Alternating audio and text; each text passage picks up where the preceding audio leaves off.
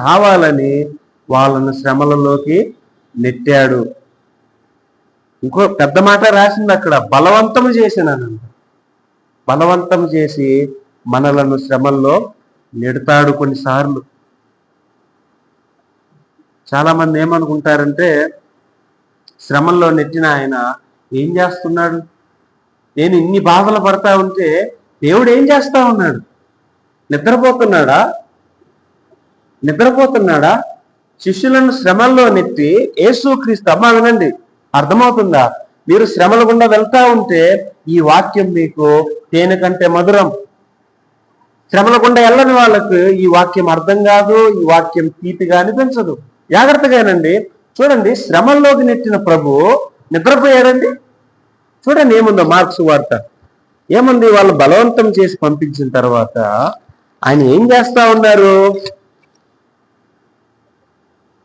46వ వచనం, ఆయన వారిని వీడు కొలిపి ప్రార్థన చేయుటకు కొండకు వెళ్ళెను. సాయంకాలం అయినప్పుడు ఆయన దోణి మధ్యను ఉండెను గనుక ఒంటరిగా, దోణి సముద్రం మధ్య ఉండెను గనుక ఆయన ఒంటరిగా మెట్టనుండెను. అయితే ఇక్కడ చూశారండి, ఈ ప్రభువు, ఎవరినైతే శ్రమల్లోకి నెట్టిన ప్రభువు, ఆయన ఏం చేస్తా ఉన్నాడు? ప్రార్థన చేస్తా ఉన్నాడు. తండ్రికి ప్రార్థన చేస్తా ఉన్నాడు. అయితే ఇప్పుడు ఒక ప్రశ్న వస్తుంది, అరే దేవుడైతే ఎందుకు ప్రార్థన చేస్తున్నాడని. సంపూర్ణ మానవుడిగా ఆయన దేవుడిపై ఆధారపడతా ఉన్నాడు. తండ్రి అయిన దేవుడికి ప్రార్థన చేస్తా ఉన్నాడు. ఏమని ప్రార్థన చేస్తా ఉన్నాడు అదన్నీ ఇక్కడ లేదు. కానీ సందర్భం చూచినప్పుడు ఆయన తన శిష్యులను శ్రమంలోకి నెట్టి ఆయన అక్కడ ప్రార్థన చేస్తా ఉన్నాడు. అంటే వాళ్ళు శ్రమల్లో నలిగిపోకుండా, ఆ శ్రమలు వాళ్ళను మింగేయకుండా ఆయన మన కొరకు విజ్ఞాపన చేస్తాడు. చాలాసార్లు ప్రశ్నిస్తాం దేవుడిని, ఎందుకు నువ్వు నా జీవితంలో ఇలాంటి శ్రమను పంపించావు, ఎందుకు నాకే పంపిస్తున్నావు అని దేవుణ్ణి ప్రశ్నించి ఎదిరించే స్వభావం మంది. ఆయన ప్రశ్నిస్తాం, కానీ నీకు తెలియని సత్యం ఏంటో తెలుసండి, శ్రమల్లోకి పంపించిన ఆయన, నమ్ముతున్నారా శ్రమల్లోకి ఆయనే పంపిస్తాడని? నమ్మితే ఇది వినండి, శ్రమల్లోకి పంపించిన ఆయన నిద్రపోడు, నాకెందుకులైన ఉండడు. ఆయన కనిపెడుతూ మన కొరకు విజ్ఞాపన చేస్తా ఉంటాడు. అదే చూస్తా ఉన్నాం ఇక్కడ. చూడండి, యోహాను రాసిన సువార్త 17వ అధ్యాయంలో తన శిష్యుల కొరకు ప్రార్థిస్తాడు. మీరు చూడండి 17వ అధ్యాయం, తండ్రికి ఆయన ప్రార్థన చేస్తాడు, విజ్ఞాపన చేస్తూ ఉంటాడు. ప్రభువా భద్రపరచు, ప్రభువా కాపాడు, సత్యమందు వాళ్ళని నిలవాలి అని యేసుక్రీస్తు తండ్రికి ప్రార్థన చేస్తూ ఉంటాడు. సంపూర్ణ మానవుడిగా, ఒక యాజకుడిగా, దేవునికి నరునికి మధ్యవర్తిగా ఆయన ప్రార్థన చేస్తాడు. ఆ విషయాన్ని చూస్తా ఉన్నాం. అందుకే చూడండి, చాలాసార్లు మన శ్రమల గుండా వెళ్తున్నప్పుడు దేవుడు ఆయన మనతో లేడని అనిపిస్తాయి. దేవుడు మనల్ని పట్టించుకోవట్లేదు అనుకుంటాం, కానీ ఆయన పట్టించుకోకుండా ఉండడు. ఆయన మనతో ఉంటాడు, మన కొరకు విజ్ఞాపన చేస్తూ ఉన్నాడని వాక్యము స్పష్టంగా తెలియజేస్తా ఉంది. యుద్ధం మీరు మాత్రమే చేయడం లేదు, ఆయన చేస్తా ఉన్నాడు. అక్కడి నుంచి మనమేమనుకుంటాము, భారం మొత్తం మనమే మోస్తున్నాం అనుకుంటాం. కానీ మీరు చూసారా ఎద్దుల బండి చూసారండి? ఆ ఉదాహరణ చాలా స్పష్టంగా అర్థమవుతుంది. ఎద్దుల బండి చూడండి, 2 ఎద్దులు ఉంటాయి. ఒక ఎద్దు అనుకోండి, నేనే లాగుతున్నాను బరువు మొత్తం అని, అది అబద్ధం. అది అరే నువ్వు ఒక్కడవే లాగడం లేదు బరువు, ఇంకొక ఎద్దు లాగుతా ఉంది. మనం అనుకుంటాము, నేను ఒక్కడినే శ్రమను భరిస్తా ఉన్నాను, నాకే కష్టాలు, నేనే లాగుతున్నాను అనుకుంటాము. కానీ నీ పక్కన ప్రభువు నీ భారాన్ని పంచుకుంటా ఉన్నాడు, నీ కొరకు ప్రార్థన చేస్తా ఉన్నాడు. కాకపోతే ఆ శ్రమను పంపించి ఆయన మన కొరకు ఆయన కార్యాలు చేస్తా ఉంటాడన్న విషయాలు మీకు గుర్తు చేస్తా ఉన్నాను. అయితే ఎందుకు శ్రమలు వచ్చాయంటే చెప్పాను, 3 కారణాలు, ప్రాముఖ్యమైన కారణాలు. మొట్టమొదటిది పాపానికి శిక్ష. దేవుడు శిక్షించకపోతే ఆయన దేవుడు కాదు, నీలాంటి నాలాంటి అపరిశుద్ధుడు అయిపోతాడు ఆయన. అంటే నువ్వేం చేసినా ఓకే పర్లేదులే, ఇంకో పాపం చేయి, ద్వేషిస్తున్నావా ద్వేషించు, క్షమించలేవా క్షమించబాక, ఓకే జాలీగా ఉండు, నీ లైఫ్ నువ్వే లీడ్ చేయి అని ఊరుకోడు ఆయన. ఎందుకంటే ఎవరైతే పాపం చేస్తారో తన బిడ్డలో ఖచ్చితంగా ఆయన రెస్పాండ్ అవుతాడు, అది ఆయన శిక్షిస్తాడు. రెండవది, కొన్నిసార్లు మనము ఎందులైనా బలహీనంగా ఉంటే మనల్ని ఆయనలాగా మార్చడానికి శ్రమలను పంపిస్తాడు. మనం గర్వించకుండా ఆయన శ్రమలను పంపిస్తాడు. ఏదో కారణం అయి ఉంటుంది, ఏదో ఒక సమస్య మనలో ఉంటుంది, అందుకే ఆయన పంపిస్తాడు. కొన్నిసార్లు ట్రైనింగ్ ఇవ్వడానికి, సేవలో నిన్ను వాడుకోవడానికి, బలమైన పరిచర్య చేయడానికి శ్రమలను పంపిస్తాడు. ఒక్కొక్కరికి ఒక్కో కారణం. కానీ మనల్ని శ్రమల గుండా నెట్టేది మాత్రం యేసు ప్రభు మాత్రమే. ఎవరైనా సాతానంటే అది అబద్ధం, అది నిజం కాదు. కానీ సత్యమేందో తెలుసా, కొన్నిసార్లు సాతాన్ని వాడుకుంటాడు దేవుడు. వాడుకున్నంత మాత్రాన సాతాన్ని చేసేయడం కాదు, సర్వాధికారి సార్వభౌముడు యేసు క్రీస్తు మాత్రమే. కాబట్టి ఇక్కడ ఒక అప్లికేషన్ ఉంది మనకి. ఇప్పుడు శ్రమలు వచ్చినప్పుడు ఎవరి దగ్గర పరిగెత్తాలి? మనుషుల దగ్గరగా, లేదంటే నీ తెలివితేటలు వాడడానికా, లేదంటే నీ బలాన్ని వాయిస్ గొప్ప స్వరం ఉందని యుద్ధం చేసి ఆ సమస్యను తీరుస్తావా? ఎవరి దగ్గర? సమస్యను కలుగు చేసిన దేవుడి దగ్గరికి వెళ్ళాలి. ఆ తుఫాన్లోకి నెట్టిన దేవుడి దగ్గరికి వెళ్ళాలి. ప్రభువా, ఎందుకు నెట్టావు నన్ను ఈ సమస్యలోకి? ఎందుకు నెట్టావు? నా పాపాన్ని పెట్టి నెట్టావా? లేకుంటే నాలో ఏదైనా నేను పాపం లోపల దాగి ఉందేమో అందుకు నెట్టావా? లేదంటే నేను ట్రైనింగ్ చేస్తా ఉన్నావా భవిష్యత్తులో నేను నీ కొరకు ఉపయోగపడాలని అని అడగాలి తప్ప దేవుణ్ణి నిందించి, దేవుణ్ణి విమర్శించి, చివరికి నీ పాపాన్ని బట్టి దేవుడు శిక్షిస్తే నాకే ఎందుకు పంపిస్తున్నావు అని ఆయన్ని అడిగి మళ్ళీ పాపాలు చేయడము, అది ఎంత పెద్ద ఘోర పాపము. క్రైస్తవులు చేసే పని ఇది. క్రైస్తవులు చేసే పని ఇది. ఎలా ఉంటుందంటే, చిన్నప్పుడు ఎలా ఉంటుందంటే, తండ్రి కొడుకునో కూతురునో కొడతాడు.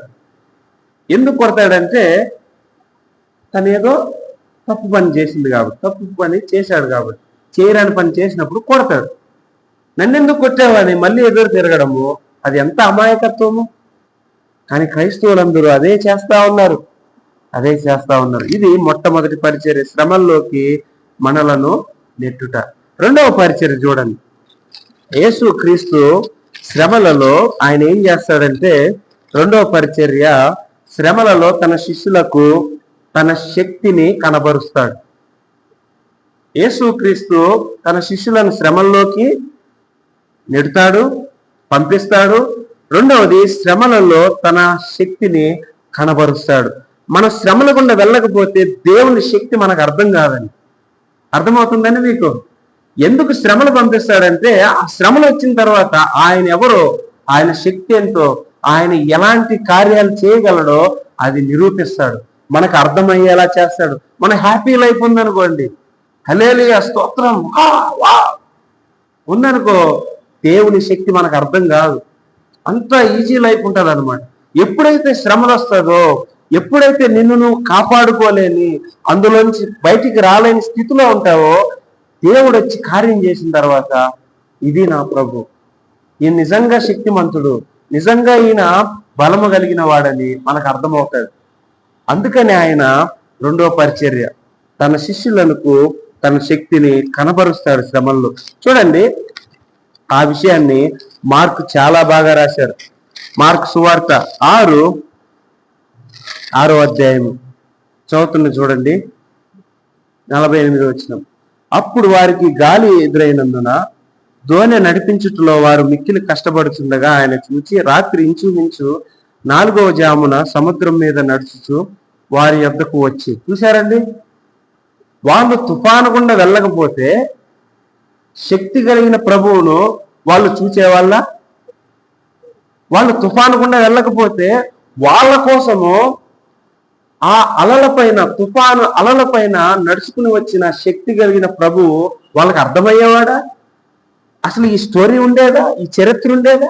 యేసు ప్రభు నీటిపై నడిచేవాడా? అర్థమవుతుందండి. ఎప్పుడైతే మనము శ్రమల గుండా వెళ్తామో దేవుని యొక్క శక్తి స్పష్టంగా మనకు అర్థమవుతుంది. ఆయన ఎవరో మనకి ఇంకా బాగా అర్థమవుతుంది. కానీ ఈ సంగతి తెలియక ఎన్నిసార్లు సరిగా నీవు, ఎన్నిసార్లు ఆయన పైన నిందలు వేశాం మనం, ఎన్నిసార్లు ఎందుకు నాకు ఈ గ్యాస్ ట్రబుల్, ఎందుకు నాకు ఈ షుగర్, ఎందుకు ఎందుకు ఆ సమస్య, ఈ సమస్య అంటే అది వస్తేనే మనం మాట వింటాము, అది వస్తేనే అందులో నుంచి ఆయన విడిపించిన తర్వాత ఆయన ఎవరో అర్థమవుతాడు. అది పరిచర్య కాదు, చెప్పండి. శ్రమంలోకి నెట్టడం అనేది పరిచర్య కాదా? పరిచర్య. దాన్ని యేసు క్రీస్తు స్వయంగా పక్క నుండి మనకు పరిచర్య చేయడం, మన శ్రమంలోకి నెట్టడం. అప్పుడే మనకి రెండవ పరిచర్య అర్థమవుతుంది, తన శక్తిని కనబరుస్తాడు. అయితే చూడండి, ఇక్కడ 4 విధాలుగా తన శక్తిని కనపరిచాడు. ఈ వాక్య భాగంలో 47, 48 వచనాల్లో 4 విధాలుగా తన శక్తిని కనబరిచాడు. మొదటి విధానం చూడండి, వారి శ్రమలను చూచుట ద్వారా తన శక్తిని కనపరిచాడు. చూసారా? చూడండి 48 వచనంలో ఇలాగుంది. 47 నుంచి అవుతున్నా. సాయంకాలం అయినప్పుడు ఆ దోణి సముద్రం మధ్య ఉండెను, ఆయన ఒంటరిగా మెట్టనుండెను. ఎక్కడున్నాడండి? మెట్టనున్నాడు. అప్పుడు వారికి గాలి ఎదురైనందున దోణి నడిపించుటలో వారు మిక్కిలి కష్టపడుచుండగా ఆయన చూచి అన్నాడు. ఎలా చూస్తాడు? ఎక్కడో మెట్ట మీద ఉన్న ఆయన ఒంటరిగా ఉన్నాడు. అమ్మ, అర్థమవుతుందా? ఒంటరిగా ఉన్నాడు. అలాంటి ఆయన అక్కడ తుఫాను వచ్చి వాళ్ళు మిక్కిలి కష్టపడుతున్నారు. అంటే వాళ్ళు ఆ పడవను నడిపించడానికి, బ్రతికి బయటపడడానికి వాళ్ళు చేస్తున్న కష్టాన్ని చూచాడంట. ఎలా చూస్తాడు? కష్టాన్ని చూచి అని ఉంది ఇక్కడ. కష్టపడుచుండగా ఆయన చూచి. ఇక్కడ మనకు అర్థమవుతుంది యేసు ప్రభు తన శక్తిని ఎలా కనపరిచాడంటే, తను చూస్తాడు. ఆయన చూస్తాడు. ప్రతి విషయము, ప్రతి అంశము ఆయన ఎరిగిన వాడుగా ఉన్నాడు. మీరు చూస్తే ఎలాంటిది వచ్చింది? గాలి ఎదురైనందున. గాలి ఎదురవడం అంటే విపరీతమైన ఎదురుగాలి కొడతా ఉందన్నమాట. ఎదురుగాలి కొడతా ఉంది. మీకు పడవకి వెళ్ళే వాళ్ళు ఉన్నారు. ఎదురుగాలి కొడితే పడవ ముందుకెళ్ళాలి. ఎదురుగాలి కొట్టినప్పుడు పడవ ముందుకెళ్తాడండి? ముందుకెళ్ళలేదు. అటువంటి భయంకరమైన స్థితిని వాళ్ళు కష్టపడ్డాన్ని చూచాడంట. అక్కడే మనకు అర్థమవుతుంది ఈయన శక్తి కలిగిన దేవుడు అని. ఆయన చూచే దేవుడు. చూచాడు. చూడండి ఒకసారి మత్తయి సువార్త 14:24లో, మత్తయి సువార్త 14:24లో ఒక మాట ఉంది. అప్పటి కా దోణి దరికి దూరముగా నుండగా గాలి ఎదురైనందున అలల వలన కొట్టబడుచుండెను. అలల వలన కొట్టబడుచుండెను అంటే అలలు వచ్చి బోటు పైన టప్ టప్ అని కొడతా ఉందన్నమాట. ఇంకా వాళ్ళకి ఒకే ఒక్క మార్గం ఉంది, ఆ పడవ మునిగిపోయి, లేదంటే ఆ పడవ బద్దలైపోయి మునిగిపోయి వాళ్ళు చచ్చిపోవడమే. పోనీ ఈత కట్టుకుని వస్తారండి వాళ్ళు. అంటే నార్మల్గా సముద్రము నార్మల్గా ఉందనుకోండి, వాళ్ళు ఈత కొట్టుకుని వచ్చేస్తారు. ఎందుకంటే వాళ్ళు ఈతగాళ్ళు, చేపలు పట్టేవాళ్ళు, వాళ్ళకి అన్ని విషయాలు తెలుసు. కానీ తుఫాన్లో ఈత కొట్టగలడా? గజ ఈతగాడైనా కష్టమవుతుంది. అంటే అటువంటి పరిస్థితుల్లో చచ్చిపోయే ఆస్కారం ఉంది. అటువంటి క్రమంలో దేవుడు చూచాడు. దూరముగా ఉండగానే మాట చూశారండి. దరికి దూరముగానుండగా అంటే ఒక సాధారణ మనిషికి అర్థమవుతుందా అక్కడ ఏం జరుగుతుందో? దరికి దూరంగా ఉన్నాడు, ఈయన కొండ మీద ఉన్నాడు, గట్టు మీద ఉన్నాడు, ఒంటరిగా ఉన్నాడు. కానీ ఈయన చూచాడు. అంటే యేసు ప్రభు తన శక్తిని కనపరిచాడు వారి శ్రమలను చూచుట ద్వారా. ప్రాణాలను అరచేతిలో పెట్టుకుని ఉన్నారు. అయితే ఇక్కడ ఏమర్థమవుతుంది తెలుసా? ఎవరైతే వాళ్ళని పంపించాడో ఆయన మర్చిపోయారు. ఆయన వీళ్ళని మర్చిపోయాడు అనుకున్నారు. పంపిన యేసును మరిచిన శిష్యులు శ్రమ వచ్చేసరికి దేవునిపై ఆధారపడకుండా వాళ్ళ జ్ఞానం పైన ఆధారపడతా ఉన్నారు, కష్టపడతా ఉన్నారు. ఎలా చెప్పచ్చు యేసుని మర్చిపోయారని? వాళ్ళు పంపించిన యేసుని వాళ్ళు మర్చిపోయారని, శ్రమల్లో నచ్చిన యేసుని వాళ్ళు మర్చిపోయారని ఎలా చెప్పొచ్చు? తెలుసండి. యేసు ప్రభు అలా నడుచుకుంటా వస్తే వాళ్ళ దగ్గరికి ఏమని చెప్పారు? దెయ్యం అన్నారు. నిజంగా ఆయన వస్తాడు, ఆయన మమ్మల్ని పట్టించుకుంటాడు, పంపించిన ఆయనకి తెలియదా అనే వాస్తవం వాళ్ళకి తెలుసుంటే ఏమంటారు?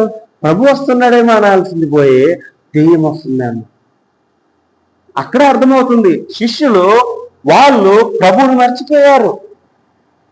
దేవుడు చూస్తూ ఉంటాడు, దేవుడు ఆయన మర్చిపోడు, మరవని విడువని ఎడబాయిని దేవుడు అని వాళ్ళు మర్చిపోయారు. తన కనులకు మరుగైనది ఏదీ లేదు. కనులిచ్చిన వాడు కానకుండా ఉంటాడా? తన ప్రజలు శ్రమ పడతా ఉంటే ఆయనకి తెలియకుండా ఉంటుందా? అసలు శ్రమలు నీ జీవితంలో రావడానికి కారణం ఆయనే కదా. ఆయనే కదా పంపించాడు. పాపానికో, నేను సరిచేయడానికో, లేదంటే ఆయనలా మార్చడానికో, లేదంటే సేవకు తర్ఫీదు ఇవ్వడానికో, దేనికోదానికి శ్రమ పంపించింది ఆయనే కదా. పంపించిన ఆయన తుప్పటేసుకుని నిద్రపోతాడా? చూచాడు, చూస్తాడు ప్రతి విషయాన్ని, ప్రతి బాధను, ప్రతి సమస్యను ఎరిగినవాడు ఆయన. ఎరిగినవాడు. చాలా క్లియర్గా అర్థమవుతా ఉంది. చాలా క్లియర్గా అర్థమవుతుంది. సో వారి శ్రమలను చూచడం ద్వారా తన శక్తిని కనపరిచాడు. రెండవది, తన సమయంలో రావడం ద్వారా, తన సమయంలో రావడం ద్వారా తన శక్తిని కనపరిచాడు. చూడండి ఎలా ఉంది. రాత్రి ఇంచుమించు 4వ జామున సముద్రం మీద నడుచుచు వారి వద్దకు వచ్చి, ఎప్పుడు వచ్చాడు? 4వ జామున వచ్చాడు. 4వ జామున అంటే తెల్లారి 3 నుంచి 6 గంటల మధ్య. తెల్లారి 3 గంటల నుంచి 6 గంటల మధ్య 4వ జాము. ఎప్పుడు వెళ్ళారు వాళ్ళు? సాయంకాలం వెళ్ళారు. ఎప్పుడు తుఫాను వచ్చింది? వెళ్ళిన వెంటనే వచ్చింది. అయితే ఎప్పుడు వచ్చాడు ఆయన? ఆయన టైంలో వచ్చాడు, ఆయన సమయంలో వచ్చాడు. అంటే చాలాసార్లు ఎలా ఉంటుందంటే వెంటనే వచ్చేయాలి ప్రభు. అరే నీ శ్రమ పడతా ఉంటే ఏంటి యేసు ప్రభు మాట్లాడట్లేదు, ఈ సమస్యను తీసేయడం లేదు ఏంటి? కంగారు పడిపోతా ఉంటారు క్రైస్తవులు. కానీ చూసారా, ఎగ్జాంపుల్ ఇస్తా ఉన్నాడు. ఇదిగో నా టైంలో వస్తా నేను, నీ టయానికి నేను రాను, నా టయానికి నేను వస్తాను. అంటే ఎవరెవరికి ఎంత కాల్చాలో, ఎవరెవరికి ఎన్ని షాట్లు పడితే సెట్ అవుతారో ఎవరికి తెలుస్తుంది? ఒక వ్యక్తి ఉన్నాడండి, పాపం చేస్తా ఉన్నాడు. ఆ పాపం చేసే వ్యక్తికి దేవుడు ప్రేమించి శ్రమను పంపించాడు. శ్రమను పంపించిన తర్వాత ఆ వ్యక్తి ఎంతసేపు నలిగితే ఆ పాపం నుంచి బయటకు వస్తాడనేది ఆయనకి తెలుసా తెలీదా? తెలుసు. కొంతమంది చిన్న దెబ్బ కొట్టంగానే ఉలికిపడి ప్రభా సారీ క్షమించు, తప్పు చేశారు, ఇంక చేయను. కొంతమంది కరుడు గట్టిన ఉగ్రవాదులు లాగా ప్రవర్తిస్తారు అనమాట. వాళ్ళు మారరు.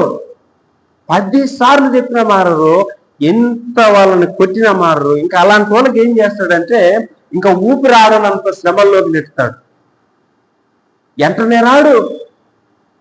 రాడు. అర్థమవుతుందండి ఎందుకు కొంతమంది క్రైస్తవ జీవితంలో ఎక్కువ సంవత్సరాలు నలిగిపోతూ ఉంటారంటే వాళ్ళు వాళ్ళపైన, వీళ్ళపైన, వాళ్ళ వల్ల ఎలా జరిగింది, వీళ్ళ వల్ల ఎలా జరిగిందని పక్కన వాళ్ళపైన నెడతారు. కానీ అర్థమవుతుందా, ఆ శ్రమ నీ జీవితంలో కలగడానికి కారణం యేసు ప్రభు. అయితే వెంటనే ఆయన తీయడం లేదు. కారణము, నువ్వు అంత చిన్నవాడు కాదు, నువ్వు మెల్లగా చెప్తే వినే రకం కాదు. ఇది చెయ్యొద్దు అంటే ఒక క్రైస్తవుడు ఏం చేస్తాడంటే అదే చేస్తాడు. వద్దురా అని చెప్తాడు. సేవకుల ద్వారా, వాక్యం ద్వారా, తెలిసిన వాళ్ళ ద్వారా ప్రభు మాట్లాడుతున్నా లెక్క చేయరు. అలాంటి వాళ్ళని ఏం చేస్తాడంటే ఎక్కువసేపు నలిగేలా చేస్తాడు. ఏమి వెళ్ళారు, తుఫాన్ వచ్చింది, తుఫాన్ వచ్చిన వెంటనే రావచ్చు కదా, రాలే. ఆయన రాడు. కొంతమంది తొందరగా వచ్చేస్తాడు, కొంతమందికి లేటుగా వస్తాడు. అర్థం చేసుకోండి ప్రజలారా, నువ్వు యేసు ప్రభువుని నమ్ముకుంటే, నువ్వు ఆయన నమ్మకపోతే అది వేరే సంగతి. తీర్పులు తేల్చుకుంటాడు ఆయన. ధవలమైన సింహాసనం ఎదుట అక్కడ తేల్చుకుంటాడు అవిశ్వాసుల్ని. కానీ నువ్వు విశ్వాసు అయితే, ఆయన శిష్యుడు అయితే, నాకు ఇష్టం వచ్చినట్లనే ఉంటాను, నా ఇష్టం అంతా నా ఇష్టం అని అలాంటి డైలాగులు వాడి నీ జీవితం అలాగుంటే దేవుడు నువ్వు మారేదాకా వదలడు. నువ్వు మారేదాకా వదలడు. ఇది అర్థం కావట్లే క్రైస్తవులకి.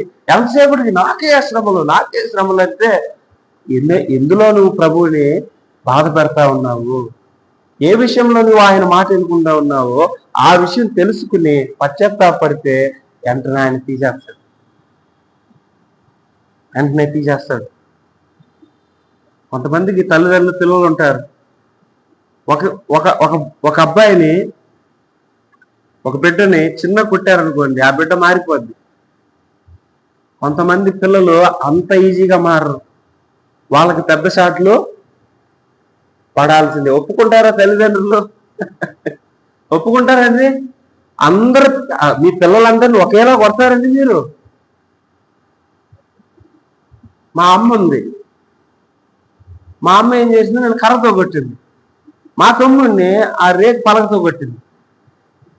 ఏంద్రా అంటే ఆడ మారే విధానాన్ని బట్టి అనమాట. అంటే నేనే చిన్న తప్పు చేశాను, నేను కూడా మంచివాడిని కాదు, అయితే ఆ సిచ్యువేషన్ బట్టి అనమాట. అంటే వెంటనే మాట ఉంటే తక్కువలో పోద్ది, అసలు మాట వినకుండా ఉంటే పెద్ద పెద్ద ఆయుధాలు వాడాల్సి వస్తుంది.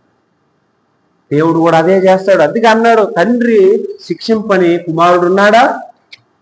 మీరు నా కుమారులైతే, మీరు నా పిల్లలైతే, నా పేరు పెట్టుకుని మీరు ఈ లోకంలో జీవిస్తా, మీకు ఇష్టం వచ్చినట్లు జీవిస్తే నేను ఊరుకోను. నేను ఖచ్చితంగా మారుస్తా. మీరు మారేదాకా నేను వదిలిపెట్టను. మనుషులైతే పోతే పోనీలే, వాడు నా మాట అనట్లా. తల్లిదండ్రులు కూడా అనుకోవచ్చు, నా కొడుకు మారట్లేదు, నేను పట్టించుకోను అని. లేదంటే కొడుకులు కూడా, అరే నా తండ్రి మారట్లేదు, వదిలేద్దామని. దేవుడు అలా కాదు. మనం మారేదాకా ఆయన శ్రమలను పెడుతూనే వస్తాడు. దెబ్బ మీద దెబ్బ పడుతుంది, ఊపిరి ఆడకుండా దెబ్బలు పడతాయి. అలా పడుతుందంటే అర్థం చేసుకోండి, ఎక్కడో నేను ఆయనకు వ్యతిరేకంగా జీవిస్తూ ఉన్నాను. అది అర్థం చేసుకోకుండా దేవుడి పైన మాట్లాడుతూ, దేవుడిని నిందిస్తూ, నిన్ను నమ్ముకుంటే నా జీవితం ఇలా అయింది అలా అయిందని చెప్పే క్రైస్తవులు చాలా మంది ఉన్నారు. ఎవరైనా సరే ఈ మాటలు వింటున్నా మీరు గుర్తుపెట్టుకోండి, దెబ్బ మీద దెబ్బ పడుతుందంటే మీరు కరుడు గట్టిన పాపాత్ములు. దేవుడు ఎన్నో వార్నింగ్లు ఇచ్చుంటాడు, ఎంతో మంది ద్వారా మాట్లాడుంటాడు. వాక్యం చదువుతున్నప్పుడు అర్థమవుతుంది, వింటున్నప్పుడు అర్థమవుతుంది. అయినా కానీ నాకు అవసరం లేదు అని నెట్టే స్వభావం ఉండే వ్యక్తులను మీరు మారేదాకా ఆయన అంతు తేలుస్తాడు. అదే జరుగుతా ఉంది చూడండి. వెంటనే రావచ్చు కదా, వెంటనే రాలేదు. ఆయన ఎప్పుడో 12 గంటలకి 11 గంటలకి తుఫాను స్టార్ట్ అయ్యి అల్లాడిపోతా ఉంటే ఆయన తిన్నగా ఎన్నో జామున 4వ జాములు వచ్చాడు. 3 నుంచి 6 గంటల మధ్యలో 4 గంటలకు వచ్చాడు. కొన్నిసార్లు మన జీవితంలో శ్రమలు ఎందుకు పోవంటే, దేవుడు ఎందుకు తొందరగా జోక్యం చేసుకోవడంటే, పెట్టింది ఆయనే అలాగే ఉంచుతాడన్నమాట. కొన్ని కుండలు ఎక్కువగా కాలాలి, కొన్ని కుండలు తక్కువగా కాలితే సరిపోదు. బహుశా నువ్వు మారని కుండ, మార్పు లేని కుండవేమో, కావాలని ఆయన ఎక్కువసేపు కాలుస్తాడు. ఇది తన సమయంలో వస్తాడు ఆయన. మనం వచ్చినప్పుడు, మనం అనుకున్నప్పుడు రాడు. ఆయన కొరకు ఎదురు చూడాలి. కొన్నిసార్లు ఆయన కొరకు మనము ఎదురు చూడాలి. ప్రభువా ఎప్పుడు వస్తావు, ఎప్పుడు ఈ సమస్యను నా దగ్గర నుంచి తీసివేస్తావు అని ఆయన కొరకు మనము ఎదురు చూడాలి. రెండు విషయాలు చెప్పాను. తన శక్తిని కనపరిచాడు, ఏ విధంగా? వారి శ్రమలను చూచుట ద్వారా. రెండవది తన సమయంలో వచ్చుట ద్వారా. మూడవది చెప్పి నేను ముగిస్తాను, సృష్టిని నియంత్రించడం ద్వారా తన శక్తిని కనపరిచాడు. చూడండి 48వ వచనం. రాత్రి ఇంచుమించు 4వ జామున సముద్రం మీద నడుచు వారి వద్దకు వచ్చి వారిని దాటిపోవాలని విండెను. 49 కూడా. ఆయన సముద్రం మీద నడుచున్న వారు చూచి. దేని మీద నడుస్తా ఉన్నాడు ఆయన? నిశ్శబ్దంగా నిమ్మలంగా ఉన్న సముద్రం మీద నడవట్లేదు. తుఫాను ఎదురుగారి కొడతా ఉంది, ఆ పడవ పైన పడతా ఉంది గాలి వచ్చి. అటువంటి టైంలో ఆ అలల పైన నడుచుకుంటూ వస్తా ఉన్నాడు. అంటే ఎవరు ఈయన అంటే సాతాను తుఫాను సృష్టిస్తే ఆయన నడుచుకుంటూ వస్తున్నాడా? నేను కూడా బలవంతున్నే. సాతాను నువ్వే కాదు, నేను కూడా బలవంతున్నే, చూడు నేను నడుచుకుంటా వస్తున్నాను నిరూపిస్తున్నాడు ఆయన. అసలు తుఫాను కలుగు చేసింది ఎవరు? ఆయనే. ఆ తుఫాను పై వచ్చేది ఎవరు? ఆ అలల పైన, ఆ సమస్య పైన నడుచుకుంటా వచ్చింది ఎవరు? ఆయన. అంటే తను సృష్టిని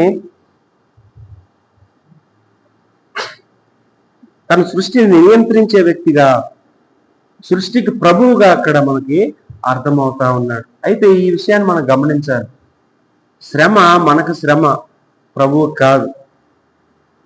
అంత పెద్ద గాలి తుఫాను ఎవరి పాదాల కింద ఉందండి? యేసుక్రీస్తు పాదాల కింద ఉంది. ఈ సత్యం మనకు అర్థమవ్వాలండి. అంటే ఆ శ్రమకి మీరు నేను మునిగిపోతామేమో కానీ మన ప్రభువు మునగడు. శ్రమ కలిగించిన వాడు, శ్రమల్లోకి నెట్టిన వాడు, తుఫాను కలిగించిన వాడు ఆ తుఫానులో చిక్కుకుంటాడండి, తుఫాను పైన నడిచి వస్తాడు. అంటే మనకు అర్థం అవ్వాలి, ఇటువంటి భయంకరమైన శ్రమలు పంపించాడంటే మన జీవితంలో, అది ఏ శ్రమ అయినా, చిన్నదైనా పెద్దదైనా, ఇటువంటి శ్రమ మన జీవితంలో వచ్చిందంటే, యేసు ప్రభువే పంపించాడంటే అది వేరే వేరే కారణాలు, అది వేరే సంగతి. అయితే పంపించిన దేవుడు శ్రమకు ఆయన ఏదో ఏం చేద్దాం అని ఉండడు. శ్రమ ఆయన పాదాల కింద ఉంటుంది. నీ శ్రమ ఎవరి పాదాల కింద ఉందండి? యేసుక్రీస్తు పాదాల కింద ఉంది. అప్పుడు నీకు విశ్వాసం కలుగుతుంది. ఓ నా ప్రభువు ఎంత పెద్ద తుఫాను వచ్చినా ఆ తుఫాను పైన నడుచుకుంటా వస్తాడు తప్ప నేను మునిగిపోయిన విధంగా ఆయన మునిగిపోడు. మీరు చూస్తే 14వ అధ్యాయం మత్తయి సువార్తలో యేసు ప్రభుతో పాటు ఎవరు నడుస్తారు? పేతురు నడుస్తారు. అంటే ఆయన సమస్యలకు పైన ఉన్నాడు, ఆయన సార్వభౌముడు. అయితే ఆయన నమ్ముకున్న వ్యక్తులను కూడా ఆయన ఏం చేస్తాడో తెలుసా? శ్రమల పైన నడిచే, శ్రమలో నిలిచే సామర్థ్యాన్ని అనుగ్రహిస్తాడు. ఇది నీ ప్రభు అంటే. ఈ సత్యాలన్నీ అర్థం కాక నాకెందుకు ఈ శ్రమలు వచ్చిందని అల్లాడిపోతా. శ్రమలు వస్తేనే కదా ఆ శ్రమలకు ప్రభు ఎవరో అర్థమయ్యేది.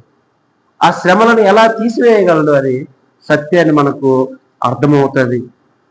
అయితే మరొక అంశం కూడా ఉంది, సమయం లేదు గనక నేను ముగించేస్తూ ఉన్నాను. ఇంకొక వారం, వచ్చే వారం కూడా నేను ఇదే వాక్య భాగాన్ని మీతో పంచుకోవాలని ఆశపడతా ఉన్నాను. సృష్టికి ప్రభువే మన ధైర్యం. ఈ సర్వ సృష్టిని నియంత్రిస్తూ, సర్వ సృష్టిని కలుగజేసి ఆయన నిర్వహిస్తూ ఉన్న దేవుడు గనక, అటువంటి దేవుడు నీ దేవుడు గనక మనం ధైర్యంగా ఉండాలి. శ్రమలు మన జీవితంలోకి వచ్చినప్పుడు 2 పరిచర్యలు చెప్పాను, 3 పరిచర్యలు, అందులో భాగంగా 2 పరిచర్యలు చెప్పాను. మొదటి పరిచర్య ఏంటి? తన శిష్యులను శ్రమల్లోకి పంపిస్తాడు. రెండవ పరిచర్య ఏంటండి? తన శిష్యులు తన శక్తిని కనుగొనేలా చేస్తాడు, తన శక్తిని కనపరుస్తాడు. ఎలా కనపరుస్తాడు? వారి శ్రమలను చూసుట ద్వారా, తన సమయంలో వచ్చుట ద్వారా, ఏదైతే సమస్య ఉందో వాటిని నిర్వహిస్తూ నియంత్రించడం ద్వారా ఆయన తన శక్తిని కనపరుస్తాడు. ఇటువంటి గొప్ప దేవుడు మనకుంటే ఇంకా నాకు భయం అనేది అవసరం లేదు. ప్రభు నాతో పాటు ఉన్నాడు. ఖచ్చితంగా ఆయన శ్రమలు ఆయనకు మించింది కాదు, ఆయన క్రింద శ్రమలు ఉన్నాయి కాబట్టి నేను హాయిగా నిద్రపోతాను. చిన్నపిల్లలు ఎలా నిద్రపోతారండి? పెద్ద గొడవ అవుతా ఉంటుంది, పెద్ద సమస్యలు ఫ్యామిలీలో ఉంటుంది, ఏదో సమస్య ఉంటుంది, కానీ చిన్నపిల్లలు హాయిగా నిద్రపోతారు. ఎందుకు నిద్రపోతారు చెప్పండి? మా నాన్న చూసుకుంటాడు, మా అమ్మ చూసుకుంటుంది, లేదంటే మా తాత చూసుకుంటాడు, మా అవ్వ చూసుకుంటుంది, మా నాన్న ఉన్నాడు, మా మమ్మీ ఉంది, నాకేం దిగులు అని కదా అని పిల్లలు హ్యాపీగా, సంతోషంగా, ఎటువంటి బాధ లేని విధంగా, ఏం జరగనట్టుగా వాళ్ళు నిద్రపోతారు. నిజంగా ఈ దేవుడు నీకు అర్థమైతే నీకు ఎంత పెద్ద శ్రమ వచ్చినా లబో లిబో అని కొట్టుకోవు కానీ శ్రమలలో ఆనందిస్తావు, శ్రమలలో ప్రార్థిస్తావు, శ్రమలలో ధైర్యంగా ఉంటావు. మూడో వర్తమానం అర్థమవుతుందా మీకు? మొదటి వర్తమానం చెప్పాను కదా, సంతోషిస్తావు. రెండో వర్తమానం ప్రార్థిస్తావు. మూడో వర్తమానం ఈ దేవుడు ఎవరు అర్థమైంది, ఏం చేస్తావు? ధైర్యంగా చిన్న పిల్లవాడు నిద్రపోయిన విధంగా నువ్వు నిద్రపోతావు. ఎందుకంటే ఆయన నిన్ను విడిచిపెట్టే దేవుడు కాదు. ఒకవేళ ఏదైనా వాపు నీలో ఉంటే నువ్వు మారేదాకా శ్రమలు నిన్ను విడిచిపెట్టదు. ఆ విషయం గుర్తుపెట్టుకోవాలి. అవిశ్వాసులు అయితే హ్యాపీ లైఫ్ ఉంటుంది వాళ్ళకి, వాళ్ళని పట్టించుకున్నట్టుంటాడు, హ్యాపీ లైఫ్ లీడ్ చేస్తూ ఉంటారు చాలాసార్లు మనకంటే. కానీ వాళ్ళని ఎక్కడ తేల్చుకుంటాడు? కేవలమైన మహాసింహాసులు. కానీ మనల్ని అయితే భూమి మీదే శిక్షిస్తూ, గద్దిస్తూ, ఖండిస్తూ మనం మారేదాకా ఒక కాపరు వలె, గొర్రె తప్పిపోతూ ఉన్నప్పుడు కాపరు ఊరుకుంటాడండి, కర్ర పట్టుకుంటాడు. కావాలైతే ఒక టాప్ అని ఒకటి వేసి దారిలో వచ్చే విధంగా చేస్తాడు. అరే నువ్వు పోతున్నావు కదా, పో అని వదిలేస్తాడా కాపరి గొర్రెను? వదలండి. దెబ్బ కొట్టేనా దారిలోకి తీసుకొచ్చి మందలో కలుపుతాడు. నేను మందలో కలవను, నాకు ఇష్టం వచ్చినట్టు నేను వెళ్తాను అంటే టాప్ అని కొట్టి మందలో తీసుకొస్తాడు. ఎన్నిసార్లు దెబ్బ పడాలంటే అన్నిసార్లు దెబ్బ కొట్టైనా నిన్ను మందలో చేర్చి అంతం వరకు, ఇందాక పాడాం, నడిపిస్తాడు నా దేవుడు శ్రమలోనైనా నన్ను విడువాడు, అంతం వరకు, గమ్యం వరకు నన్ను చేరుస్తాడు. ఆ గమ్యం చేర్చే క్రమంలో కొన్నిసార్లు ఆదరిస్తాడు, కొన్నిసార్లు కర్రబడతాడు. కర్రబట్టినప్పుడు ఓ అని కృంగిపోకుండా నాలో ఏదో లోపం ఉందని సరి చేసుకుంటూ ముందుకి వెళ్ళాలని మనవి చేస్తూ ఈ వాక్యాన్ని ముగిస్తా ఉన్నాను. మిగతా రెండవ భాగము వచ్చే వారం నేను మీతో పంచుకుంటాను. ప్రార్థన చేసుకుని. పరలోకమందున్న తండ్రి, ఈ పరిశుద్ధమైన నామమును పొందనాలు. యేసు ప్రభువా, ఈ ప్రేమ ఎంతో గొప్పది. నిజముగా మీరు మమ్మల్ని ప్రేమించేవారు కాబట్టి మేము తప్పుడు అడుగులు వేసినప్పుడు మమ్మల్ని గద్దించే దేవుడు, శిక్షించే దేవుడు. ప్రభువా, మీరు శిక్షిస్తున్నారంటే మేము సంతోషించాలి. ఎందుకంటే మేము మీ వారం కాబట్టే మీరు మమ్మల్ని శిక్షిస్తూ ఉన్నాం. అది అర్థం చేసుకోవడానికి, మా పాపాలు విడిచిపెట్టి దేవా మిమ్మల్ని సంతోషింపజేయడానికి మీరే సహాయం చేయమని. ప్రభువా, ఎటువంటి తుఫానులు వచ్చినా, ఎటువంటి శ్రమలు, ఆపదలు, అలలు కొట్టినా ప్రభువా మీరు మాతో ఉన్నారని, గమ్యం వరకు మమ్మల్ని చేర్చే దేవుడు అని నమ్ముతూ యేసు క్రీస్తు శక్తి కలిగిన నామంలోనే ప్రార్థిస్తున్నాము తండ్రి. అందరూ లేచిన